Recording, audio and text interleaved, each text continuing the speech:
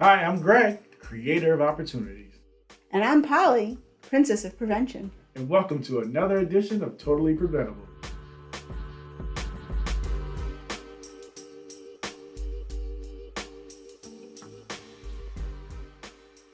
So, Polly, I've been thinking about as our Totally Preventable podcast reach is extending,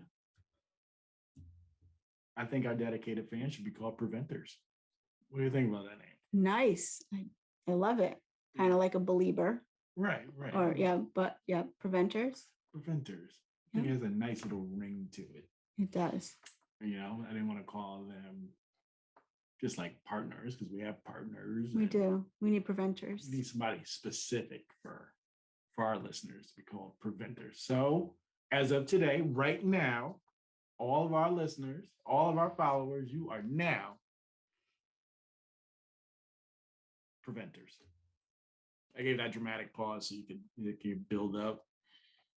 So now that you know that you're a preventer, we have a great preventer on today. We do. Pam Martin. Mm-hmm. She's family liaison, school liaison. School liaison for Naval Station Newport. We definitely have to ask her what that is because I don't know. I'm gonna tell the truth about myself. I don't know what a school liaison is. Nope, I know Pam's doing great things. I see her at a lot of meetings. She's always it's always fun to sit near her. She brings great energy to the meeting, but I feel like I only know a small part of what she does. I only know Pam from being one of the little squares on a Zoom meeting. So I look forward to actually getting more in depth into what she does and who she is, and can't wait to get started. Will she have a Diet Mountain Dew with her today? Is that her drink of choice? It is. We'll have to see. We'll have to keep an eye on it. Hi, welcome everyone to Totally Preventable. We are here with Pam Martin, the school liaison for Naval Station Newport. Hi, Pam. Welcome. Hi, Pam. Welcome. Thank you for having me. Happy to be here. It's good to see you. Could you maybe explain your position to us? Certainly. I'm the school liaison, and I help military families who come and go from Naval Station Newport handle the educational transition of their children, typically K to 12. That being said, I get lots of questions about pre-K and childcare because school-age kids often have little siblings.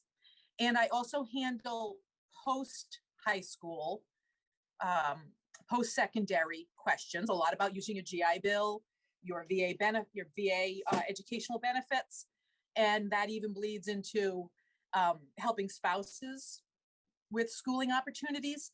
And I have the luxury here, since we're not a giant installation, like say the base is down in Newport in Virginia or Florida, I have the luxury of being able to take all comers. So if you're someone who just retired from the military and you want to settle in Rhode Island, I can still work with you. Some of the school liaisons at really big, busy installations where they have a lot of ships and a lot of service members, they can only work with the members on active duty coming and going. Another thing I do is I help schools and the greater community understand the impact of transition on the military family and the military child in particular. And I am also considered the skipper's subject matter expert on issues relating to K-12 education in the community as it relates to the members under his care. So I spend a lot of time letting him know if something's going to bite him on the butt later, or if there's anything brewing that might impact the service members at the base or an individual member's readiness to serve or other issues like that. So yeah, never a dull moment here at Naval Station Newport. Wow. So when it comes to transitioning school to school with the military family, is this something that happens that can happen like spur of the moment? And if so, how is it that they can, be in one community one day and the next and enter into school? Right. Well, we're a very unique base because we don't have any go to war resources, meaning we don't have ships or units that could be called into operational areas at a moment's notice. We are a base that primarily educates members of the force to go to those units and do their job. For example, we commission, I don't even know how much. We commission more naval officers at Naval Station Newport than anywhere else in the Navy. Wow. So we also train new service members to be sailors. We have the Naval War College, which is where all the senior leaders and the senior leaders, this is big, of our NATO allies come to learn about naval operations, which nowadays is extremely important and relevant. So anyways, that being said, if we had an aircraft carrier sitting at Coddington Cove, my job would look very different. I would spend a lot of time helping very young sailors with very young children come get their kids settled in school so they can get back to work on the ship. Also, if we had go-to-war resources here, I'd spend a lot of times helping families inform the school that their service member could be in harm's way. How is that impacting the children? What resources is that child going to need? Changes that might be happening to the family. Typically, families contact me when they get their orders to come to Naval Station Newport. So very seldom will I have to be quick turnaround like, oh my goodness, you have to be in Jacksonville Tuesday. All right, let's get cracking. It does happen every so often, but mostly because they didn't call me in time, not because the turnaround is that fast. Nowadays, most service members know about their movements at a minimum 60 to 90 days. Now, it is possible that the needs of the service will say, dude, you got to be in Newport News on Friday. Oh, okay, bye. In which case, maybe the family would follow on. At other installations where there's a high go-to-war operational mission, I could literally be talking to mom or dad, the service member, on a Monday and find out they're in Djibouti on a Saturday. So, and you can imagine the impact on a child, because military members do have jobs where they're in the batter's box. They're on deck. They're waiting for their call to duty of those natures. So 99% of the time, it's somebody getting orders to come to Naval Station Newport to attend one of our many tenant command schools. And that gives me the luxury of being able to shepherd them through the educational transition with a whole lot less cray-cray than could be. So we all know it's difficult to be a kid. Even more difficult right now with COVID and issues. And then you add being a military child on top of that. There must be a lot of stressors and anxiety that can lead to a lot of need for these kids. Do you help families find resources? Absolutely. The generic term we use for the go-to-war mission or the military separation is deployment. And deployment is a cycle. There's I know that my loved one is getting deployed. That's pre-deployment. That's when they're doing extra training, where they've gotten some notice that they will be departing. Their duties at their unit might increase markedly because they've got to be there to learn new weapon systems, and do paperwork, maybe even take a class before their movement. Then there's the actual deployment, when the service member departs. That's the classic scene at the airport, and the yellow ribbons tied on trees, or the ship sailing away, and all this. That's the first cut. And then they have to settle into the new normal. Once your service member has deployed, possibly in harm's way, but even if you're just out on sea trials, or you're just out for training, gone is gone to a little kid. There's no difference, really, at a certain point to them. Then you got to get in the new normal, putting left in front of right and just trucking and getting used to the fact that your family dynamic has changed. Maybe you left one set of quarters and moved back home to be with family for additional support. You can imagine when my husband used to deploy, I had 3 kids under 4. So there were days when I just wanted to pack up the house and head back to Rhode Island, because I'm a Rhode Island native. So there I am at Fort Stewart or Fort Benning or wherever. I'm just, there would always be a bug out of military spouses, because you're going to be left alone for an months. It could be months. So I try to make sure the schools know this. And sometimes I don't even know that a service member is deployed or geographically distant or whatever, until the mom says, little Rodney's just cutting up in school, and, potty training's gone out the window, and he's having nightmares. And then I'm like, what's going on? Oh my goodness. Well, dad's been on an unaccompanied tour, for 6 months, and the light bulbs all go off. And we say he's reacting to the stressors of separation. It's a transition that was thrust upon the child that's more than they can cope with. And we do have a lot of resources here at the base. We have a lot of resources. We have the Fleet and Family Service Center, which is our community social work agency. Oops, sorry. Hey, can I call you back? Okay, thanks, bye. Sorry. I don't even know who that was. I should have asked. Busy woman. So there's tons of resources, but sometimes they only need an ear. They just need somebody to be aware of what they're going through, and they need an ear. So I spend a lot of time educating the educators and other stakeholders in the community. Just be aware. Teachers already know to screen when a kid starts heading south. They have all these lenses they put on. Is he ADHD? Is she, are parents getting divorced? Is there illness at home? God forbid, incarceration. But I need to get them to add that lens of, are they military? Because when you check off the list of all the lenses you would screen through as an educator, military's got to be one. Not just, are there special ed concerns? Is there family turmoil? Has their housing situation changed? Have they suffered a loss? Deployment is just loss after loss for a kid. So yeah, tons of resources and lots of referral. I do a lot of referral. And there's an unending need for counseling services in the community, as you guys know. Yeah.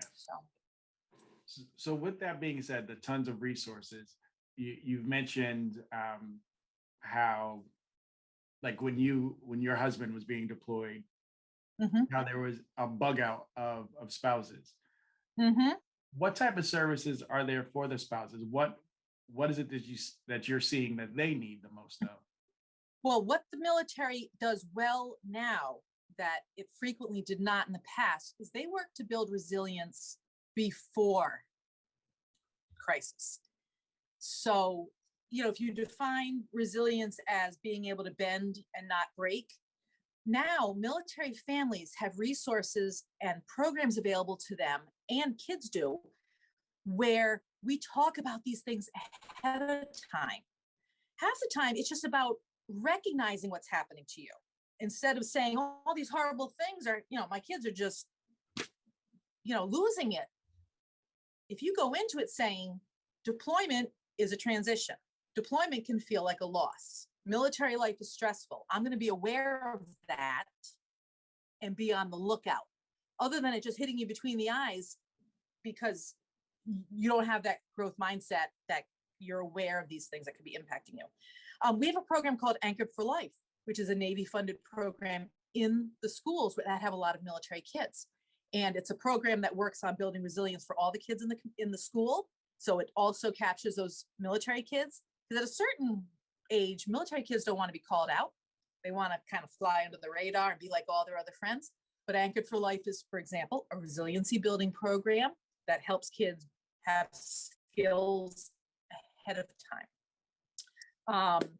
The activities among military families and programs like the Fleet and Family Center offer lots of classes, lots of workshops, lots of trainings.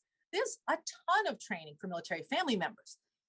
But the hardest part is getting them to put the key in the ignition. That's the hardest part, is making them, well, in your work, getting them to come to something, getting them to engage. Once you engage them, they're on, they're in it. They see the value. But it's just like working out. The hardest part is putting the key in the ignition to go to the gym. Right. Do you follow families to other locations I'm sort of Absolutely. because I was sort of thinking about how if you had, when you had your young kids and wanted to move back to Rhode Island, Mhm. you would have been in a highly Navy concentrated place. But what if Yeah. your family was in the middle of the country without any naval Mhm. support? Um, Well, that's the thing. And when I meet young families, and this would be more back when my husband was on an operational installation, and we were Army, so he was out getting dirty all the time. I always would say, bloom where you're planted, because if you're at that base and your little cul-de-sac of housing or your neighborhood is all folks from your unit or from your military specialty, all Army or all Navy or whatever, they all understand before you walk in the door. If you all of a sudden bug out, pack up the double wide and head home, you have removed yourself from the central focus of where resources are being poured as a result of that unit's deployment. At my husband's old base, it was Fort Stewart. You could drive down a particular street on the neighborhood, on the base, and see by whose vehicles were gone what unit was out, what unit had taken their tracks and their tanks and their jeeps and all that stuff and hauled freight. You could go to a restaurant in town and say, I'm a little short for the tip. And they'd say, girl, I know the 118th is out. That's okay. And Wow. they know. You could post date a check at the local pizza joint because they knew you were military. Wow. But if you all of a sudden bug out and leave, where are the resources that the military wants to provide to support you going to go? Woonsocket, Rhode Island? I don't think so. They're going to go right back to Fort Stewart, where the families are presumed to be, because that's where the Army put you. So I encourage people to stay. I like them to stay. Now, granted, it's always great to go back to see grandma, where your aunts and uncles, sisters, brothers, etc., are all there, and you can kind of put down your load for a little while and sleep in your old bed and all this good stuff. But you're isolating yourself in a different way. Some people will even, move back home and register the kids in school there. That's great, but if you come from a civilian community, where's the awareness? Narragansett Elementary didn't have a lot of active duty military people. So even if I'd gone back home, what I need isn't there anymore. So, childhood's just a place you can visit, not live. But I always urge folks to bloom where you're planted, because the focus is here. And your unit life, people who are living your life are at the unit that you're in, whether it's a ship, a squadron, a company, a division, whatever it is. It's bloom where you're planted. By the time I stop talking, I forget what the question was. Now, with the persona of a soldier, it's usually macho, very powerful, very, very strong. Mhm. Do you find that it's hard or maybe difficult for not only the soldier, but the children of soldiers to talk about their emotions? It is better now. It is better now. There's a myth out there that seeking help for any issue can impact the service member's career and their career progression toward the next rank or the next command or the next position. But if you think about it logically, the military wants to retain you. They want you to be at your best. They want to take all the money by the time someone is even a mid-level service member, they have poured millions of dollars in resources in training that member, in moving the families, in issuing the equipment, sending them to school, pay, benefits, medical, dental, you name it. Why would the military want someone to get out of the military because stress got too great, or God forbid, take a more permanent solution to things, when they're an asset that is meant to be retained? You want your bench to be deep, deep, deep, deep. So I sometimes think that the military culture is almost inoculating against high risk behavior from the kids, because they've grown up in a very goals driven and disciplined and orderly and routine and regimented driven existence. And sometimes that automatic, you get up, you get a shower, you get dressed, you go to work, you go to school, you come home. That is a good thing. That is a place to cling to in when the sands start to shift. But there's also that, like you said, that macho culture where I'm not going to show weakness, I'm not going to show need. But let's keep in mind, the kids aren't military. They're not the service member. They did not sign up for this. They're entitled to still just be children, and spouses should be allowed to be civilians a little bit too. So I spent a lot of my time directing people to resources and then directing them that this resource is confidential. They cannot go back to your command and say that, so-and-so and Mrs. So-and-so are having, say, marital problems or financial problems, or so-and-so's child is having issues and needs some help. Professional ethics dictate that all these providers that can help a family, they can't talk about it. They can't talk about it. If you're a security risk, the military is going to figure it out other ways than your kid going on ADHD medication, So the culture of the military family can be used to your advantage, or it can really squeeze you. And I try to be a bridge between those two things. And I try to help the educators be a bridge between those two things. And I hope that the community agencies in which I come into contact, I can educate them a little bit and say, okay, here's the deal. First, you need to take TRICARE. If you don't take TRICARE, you're not gonna be able to help the military families because that's their health insurance. Next, you need to understand why they need a night appointment, because that service member has to be on duty all day. He's not missing, or she's not missing roll call or muster or her place or his place of duty for an appointment. That's just the way it is. By getting those providers a little more conversant in the culture, they can serve them better, and I can get the family members to feel better about going to them. So I do a lot of that. Is the culture the same around substance use disorder as it is mental health? Well, of course, the service member is under extremely strict drug testing. Okay.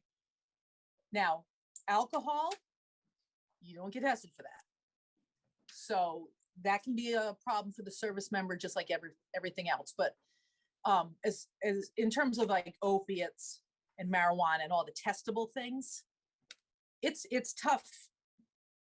It happens, but it doesn't happen for long because of the testing regimens. And depending on your position, you're tested more frequently. There are duty positions in the military for which you are tested like you're an Olympic athlete, because they're really high stakes.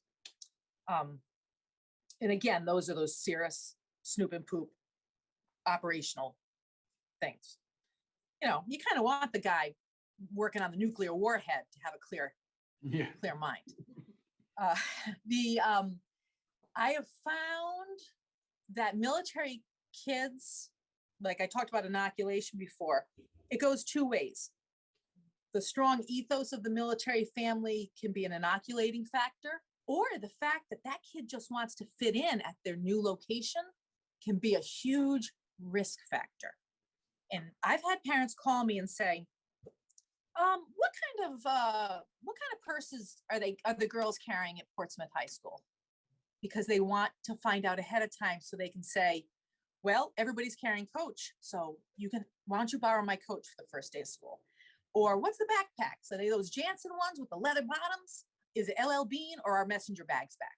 Remember when everybody wore those little, those fuzzy Ugg boots and the black leggings and the little short North Face? That was a uniform as rigid as any service member for the girls at one point. Yep. Imagine finding out ahead of time that your look is all wrong. You look completely out of variance of all your high school peers, but there's that group over there in the corner of the cafeteria who seems receptive. Want to sit with us? Come sit with us. What if they're not the best role models? Your vulnerability as that new military kid has just led you, like a lamb to the slaughter into the wrong group. So sometimes I waffle. Military kids are really strong and, you know, they know what's what and they've seen the world and they're not going to get involved with bad choices. But there's that edge of vulnerability of always being the new kid and always trying to, what is my new identity at this installation? Am I an artsy kid? Am I a sports kid? Am I going to be a drama geek? You know, am I going to get on the cheerleading squad? Am I be a stoner? Am I going to be a skater? What do I have to be part of the team here at this particular learning community? And sometimes that is a double-edged sword. But I think military families are smart and they're worldly in that they know that from a readiness perspective, if you have a youth who is using, that derails the family. And if the family is derailed, that service member's eye is not on the ball. So I think they are quick to be on guard, and I think they're quick to react. Problem is getting resources for treatment. And we talk about this all the time at the coalition. Civilian or military, is there a bed? Is there a clinic? Is there a therapist? What do I do?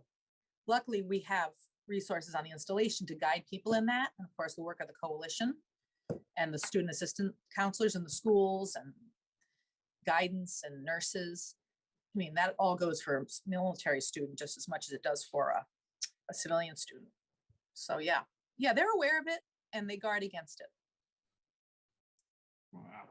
Now, just by that example that you just previously gave about the high school girl uniform. Yeah. It seems like you're not only a school liaison, but you're also a parent liaison for. Oh God. Yes. I was going to say she's a teenage fashion expert. So well, I only know from Facebook and from when I'm at the schools and in the community. And, you know, I love how the girls are like, I am an individual, but her hair looks like all her friends. Her clothes are exactly identical to her friends. Same bag, same lingo. It's like, what do they put you guys out of a cookie cutter? You guys all look the same. I'm an individual. I'm my own best fan. The need to belong is so powerful, and it can be capitalized for good, like the military does. That cohesion, that unit, that identification. But with the kids, it can be used for ill, meaning I'm going to do whatever I can do to get somebody to let me sit at their lunch table or invite me to the party or ask me for a date. In terms of my role, a lot of these families are so young that I sometimes feel more like the grandmother liaison, like when they get a new diagnosis of a special education need or some other stressor that comes up. They come into my office because of military school liaison stuff. And I find myself, I'm just like, okay, here you go, honey.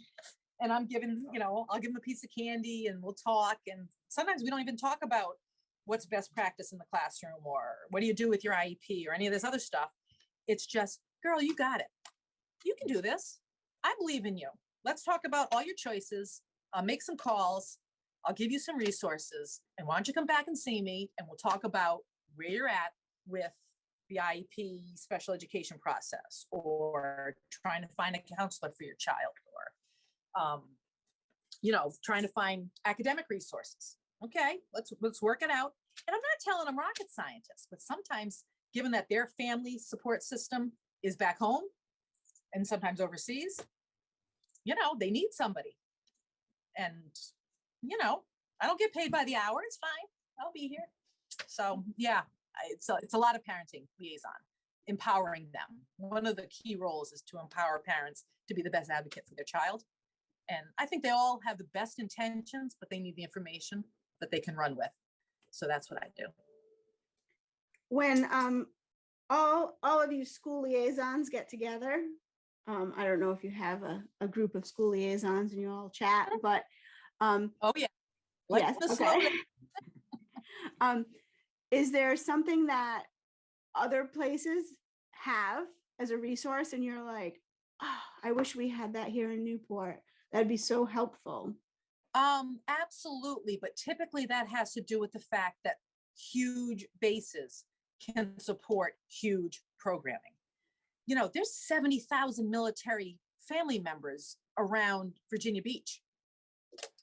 Last time I checked, Naval Station Newport has a whopping 1,100 and change active duty members, and we push out 17,000 military students, meaning the service member who's here for a military training. You know, we can't compete with those big bases. So there's some things that the other installations do that I wish we could support. But we just don't have the demographics. If you can only get 1 in 10 people to come to an event, it helps if you got 100,000 people to get your 1 in 10 from, rather than 1,100 to get your 1 in 10 from. So yeah, we have about 1,000 military member, wait a minute, 1,117 at last count, actual uniform members at the base. We've got another 1,000 who use the Naval Station as their readiness center for Guard and Reserve. And we have 4,200 civilian government employees like myself. We have lots and lots of contractors, and we have 17,000 students that we educate from the service members. Now, statewide, I pulled that record. We have about 4,800 military youth of all kinds, statewide. That's statewide. Statewide. 60% of them live on the installation. I mean, live on the islands, our little Navy side of the world. The rest are all civilian communities. So we're not as big as others, but I like to think we're mighty, small but mighty. And all roads lead back to the Naval Station Newport for Navy personnel, because so much of their professional education is here. But yeah, I'd love to be able to do like big events, big public events, big fancy partnerships with the schools. But it's tough when a district only has 2,400 students to really bring out the big guns. It's hard to qualify for grant money, as you know, without the bigger footprint for some of the really serious money. But, you know, I just do one at a time. You can only eat an elephant one bite at a time. So that's what we do. Now, just going off of what you were just talking about, does the Navy partner with outside organizations? Is that something that the Navy does, or is it something that outside organizations can look into partnering? Like big agencies, okay, for example, Navy Child and Youth has formal partnerships with Boys and Girls Club, 4-H, Anchored for Life. And there's partnerships of a more service-based nature where, for example, Navy has a partnership with tutor.com. Tutor.com has a military program where they offer resources. It's free for all military kids. So there are partnerships, and there's also a series of grants where Department of the Navy, whoops, hello, sorry, I need to plug in. There's also programs and grants that Department of the Navy, Department of Defense, and the Department of, sorry, I gotta plug in. I'd forgotten to do that. Have grants that empower the community to better serve the military. So for example, Newport Public Schools recently won a Department of the Navy STEM education grant that leverages the power of the installation to benefit the local military affiliated public school district to better serve all members of the community, including the military kids who go to that school, but also the defense industry in the area. We're the biggest employer around. And if we can create a public school population better versed in STEM, for example, those people can grow up and maybe work at Raytheon, maybe work at the Naval Industry Warfare Center. So there is definite partnership to be had, and on a volunteer basis. Service members are inveterate volunteers, and the kids go bananas when they have a reader, someone to come in and read in a full uniform.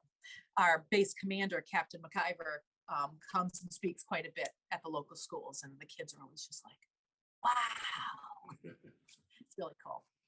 Awesome. Is there something that civilians or local organizations like the Prevention Coalition could do to better support our military kids? Well, first, being aware that they're in your midst is 50% of it.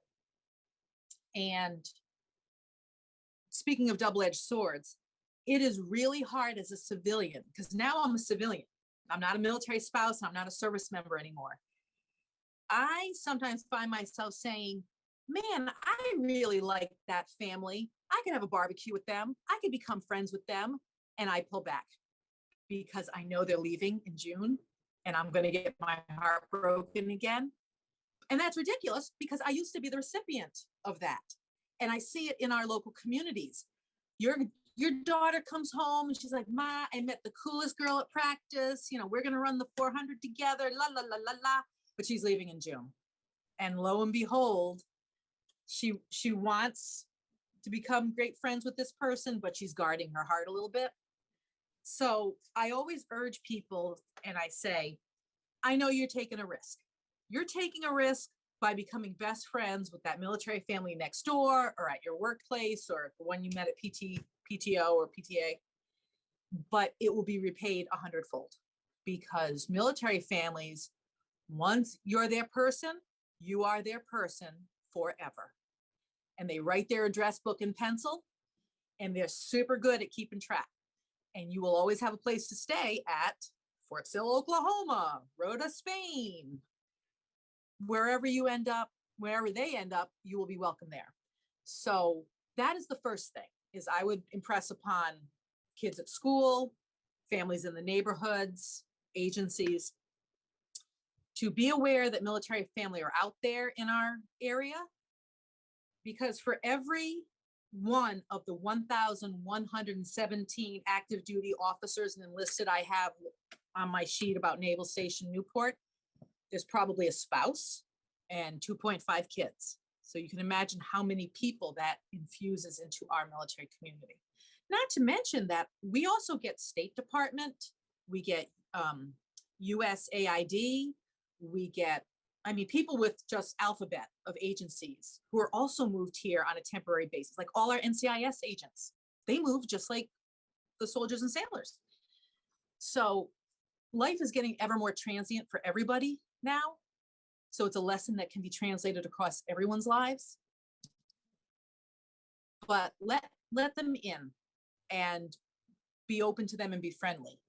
And then the next step for agencies would be to make your services accessible for people in the health field, make them billable by taking TRICARE, because that's usually the only health insurance service members have, unless their spouse has better insurance. And even then, TRICARE insists on being second billed on that. What else? Understand that the military life goes at a faster pace than a lot of a cop or a fireman. That intensity, that pace, and the intensity with which they give themselves to their job and what their job demands of them, that's the only civilian parallel I can think of, is when you are married to a first responder. It's the same stressor, the same camaraderie. So that is the biggest thing I would ask. And then from an educational standpoint, I always refer back to the Military Interstate Compact, which is a set of rules governing all 50 states, all U.S. territories, and Department of Defense schools that make military kids not have to jump through a lot of hoops to get registered and settled in their new schools. And that could be a whole other podcast. Wow. But it doesn't have anything to do with prevention. Okay. So that was on a civilian spectrum. Now, what would be the best piece of advice that you would give to a military family on integrating into a new society, a new community? Well, first off, do your research. Do your research. With the internet, there's no reason why you can't do a little recon long before your stuff gets packed up to move here. You can contact me and I will direct you. I get questions about how do you play lacrosse in Rhode Island? Where do I find a cello teacher? I need an allergist. I mean, a lot of that I refer to the core military community Facebook pages, because those spouses have more info. They know where all the bodies are buried. So I'm like, I don't even know how to answer this question. I don't know where you find a Mandarin speaking, left-handed, soy-free piano teacher. I don't know, but I guarantee you the girls, the spouses on the Facebook page will know. All the installations have websites and they all have pages for incoming personnel. They've done a really better job at standardization. The websites across the service are starting to look the same and have the same information. The same agencies typically are on bases of the same branch. So Navy all have Fleet and Family. Army all has Army Community Services. A lot of things are what we call purple, meaning we don't care what service you are, it's the same, i.e. Military One Source, which is the employee assistance program of the Department of Defense. So whether you're a Marine or a Coastie or whatever, you can log on to Military One Source and get referral for non-medical counseling, mental health counseling, substance abuse issues, educational issues, issues of transition, issues of the actual act of moving, packing up, real estate, legal, taxation, you name it. It's the, when you don't know who else to call, if they don't call me, which I get some crazy stuff, if I don't know the answer, I can refer them to Military One Source. And that covers, they don't care what rank you are. It's 100% confidential. The phone lines are open literally 24 hours a day, 7 days a week. They get calls about how to cook the Thanksgiving turkey, and they will answer it. They will answer it. They will pull up their file and say, $3.25 for 20 minutes per pound. And boom, you're good. You can access information about your benefits through Military One Source. You can access information about the medical system, about IEPs, about the military system for tracking kids with special education needs as they move. There's no reason to go into a move blind. And Facebook is a godsend, because if you can get on the spouses page, and I give every incoming family links to those Facebook pages, standard. I don't care whether the woman's a service member, the husband's a service member, they both are. I give them those links to those Facebook pages because there is no question on those pages. And a lot of the times it's about, we're looking for a church with a nursery, a cry room. Boom, the family's got it. I'm looking for travel soccer. They got it. Because I can't master every single extracurricular. They change so fast. Right. And with COVID, everything went to pot. There's no excuse to go into an installation blind. There isn't. If people are saying there's no programming, it's because they're not looking. And they want door-to-door service. And that's just not the way the world works, much less in the military. I'm a liaison, not a concierge. So I can connect you, but I cannot do the work for you.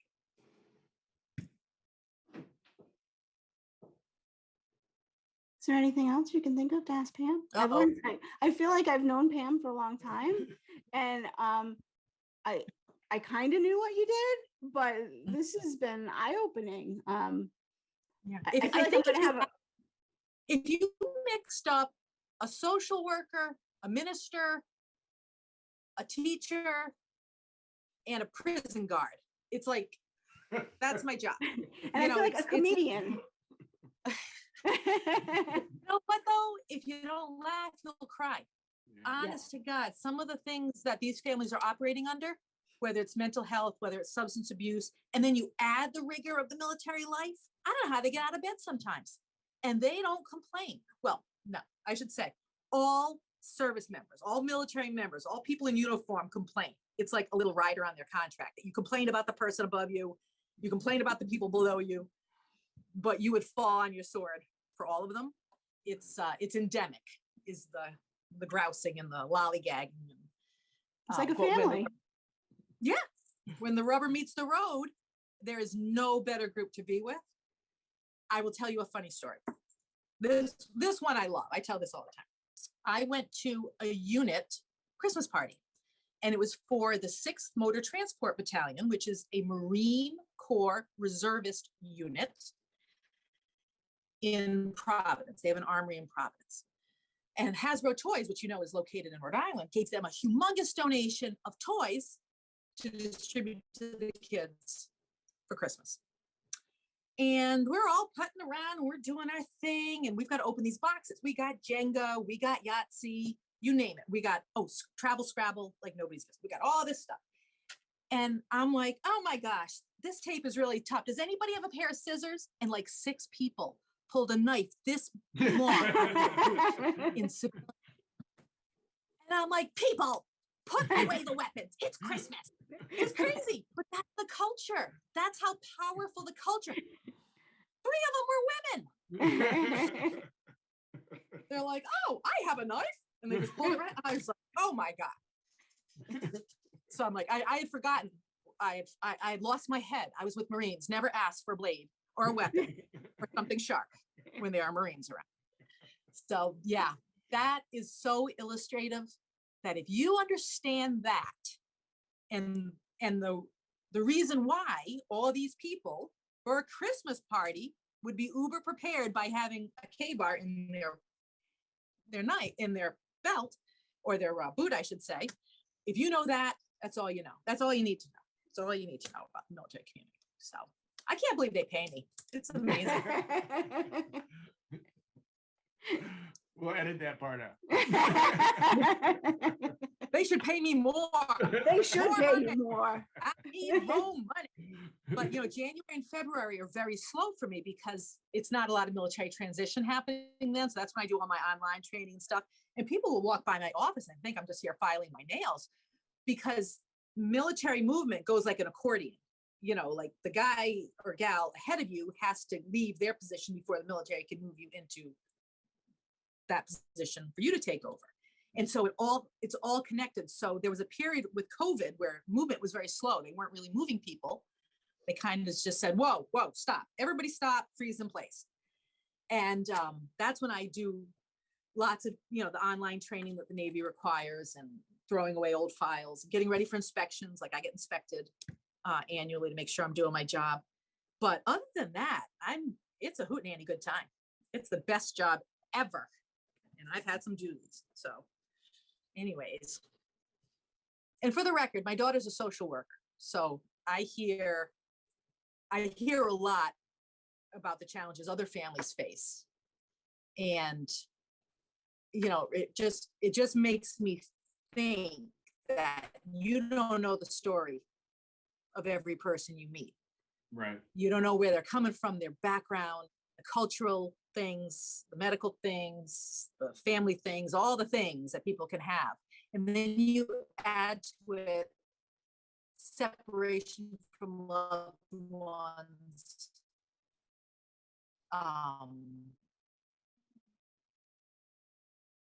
possible being in harm's way, marital separation of parent and child. I'm proud to know them. Some of them drive me crazy, but other than that, they're awesome. Do you have any more questions for Pam? I don't. This has been a wonderful time, Pam. I feel like I know you a lot more now, other than just seeing you in our Not just a voice on the Zoom. Exactly. So now I know I'll be reaching out to you a lot more. Well, when you meet a service member, send them my way. I'll connect them. Yeah, but the coalition is a huge resource. And I always mention the coalitions when I'm talking to high school families who are transitioning in. And I say, guys, there is someone on the job at all these districts doing their damnedest to make sure your kids are safe and their social, emotional needs are being met, and that they're creating a climate where your children can make their best choices and come out of high school alive.